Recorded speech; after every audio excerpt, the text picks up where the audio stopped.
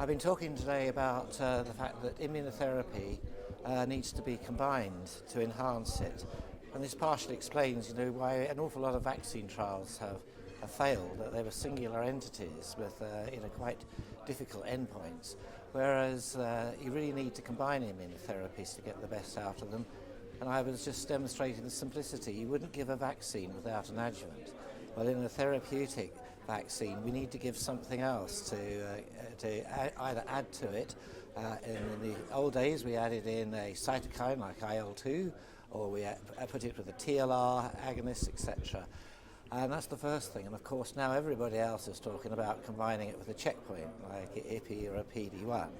And then the second point I made a very strong point is it needs to enhance clinical response. You need to combine it with another modality, and it doesn't seem to matter what that is because all the modalities seem to enhance, whether it be radiotherapy, any form of radioablation, chemotherapy, and there's even endocrine therapy. You didn't discuss, but there's very good examples of that too.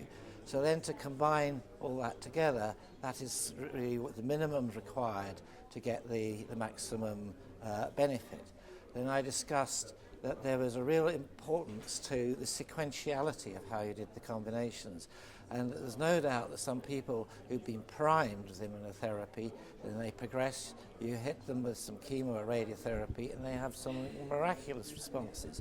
Whereas other people, they have upfront radiotherapy or chemotherapy, they have a partial response, and then nothing happens. But if you then hit them with low-dose immunotherapy, you can drive them on to a complete response. And I've had many patients where I've been able to do that. So this is a very, very important concept. Then I talked about other things which might prime, but do not necessarily kill, and they don't necessarily mean to be have to be an out-and-out immunotherapy agent. And I've noticed that some drugs that we've used are completely non-cytotoxic, but cytostatic. Then people are on them, they seem to prime to respond better to other treatments. And I mentioned that there were the cannabinoids, the artesunates, and then naltrexone, which is the anti-morphine drug, in low doses, seems to have an amazing sensitizing effect on the immune response as well as on the targets, the cancer cell lines. And that we've shown this is a really remarkable phenomenon, whereas these drugs, which don't kill, but can have a positive effect on the immune response and sensitize the tumour cells for the kill. So it's not just by themselves, but again it's part and parcel in with the other therapies. The one I used in particular was the priming with this heat-killed, we call it a vaccine, but it's really an immune modulator. And the one we started with was Mycobacterium vaccae 20 years ago. And after doing about a dozen different vaccines and immunotherapy, we suddenly became aware that the people who'd done the best were on this simplistic and simplest of all our immunotherapies, and certainly the most non-toxic. So we looked at it, we found very good results in melanoma.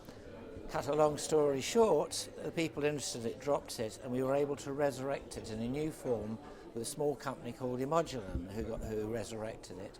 We showed that it was a slightly different agent for manufacturing purposes, but it's just, if not more, active in melanoma.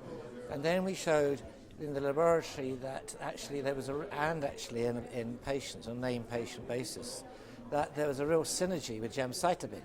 So at the time we did this, it was the gold standard for pancreatic cancer. So we said, why not do a randomized study, gemcitabine with or without this agent?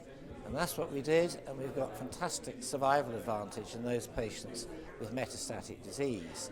We had a little bit of trouble in getting some people to accept what I would regard as the enormity of the result, because the gemcitabine patients alone did not last as long as several in the literature. But there were very good reasons for this. Is we started the trial, just as FOLFIRINOX came out, and then gemabraxane. So all the people fit enough to go on FOLFIRINOX went on that, and gemabraxane. So we actually had a group of patients which I would say represent the real world. The real world pancreatic cancer patient is not that fit. and yet they did so much better when on an immune modulator. And more importantly, gemcitabine plus X always equals side effects gemcitabine plus X plus X plus X. This is the only study, gemcitabine plus X, in this case this IMM, where the side effects, overall quality of life, is actually better on the combination than on the chemo alone. And here at this meeting I'm fascinated to see that one of the concepts of this is perhaps you don't need as high as drug, and there we heard from others that when you're using immunotherapy you can get the same effects from chemotherapy up to 40% of the normal dose, and that's what I've evolved into. I never use more than 50% now, so that's another advantage, because even with drugs like docetaxel carboplatin, they're not toxic at 50%, but with immunotherapy they still work.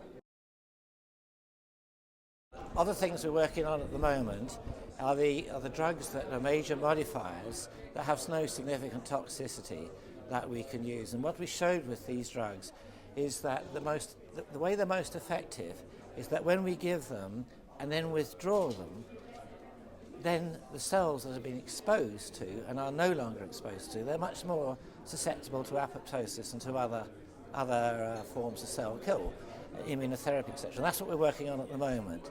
And it seems to be the stop-start's much more effective than continuous therapy, and that's the cannabinoids, the artesunates, and this drug we're very interested, low-dose naltrexone, which is really working like an IMiD, immune modulator, of which the last few meetings I've been talking about all our work with those. I gave it a rest this time, and that's the Celgene IMiDs, the lenalidomide, the pomalidomide, and 2 or 3 other people have pointed out that they greatly enhance the checkpoint inhibitors like PD-1, etc.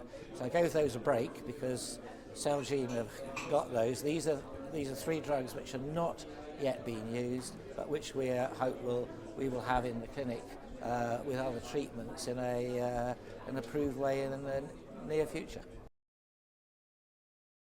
We're getting a lot of lessons out of these combinations, and what we're seeing is in combinations which are really practical, non-toxic, and even the ones have yet to be licensed, I think they have, as it would be put today, serious healthcare economic issues.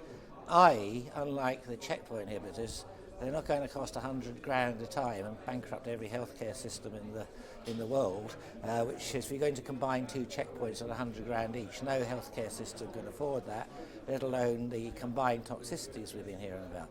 So that's my goal, is to be able to do as well as, but with combinations which are affordable, non-toxic and readily available, and that's the goal of the Cancer Vaccine Institute that funds me.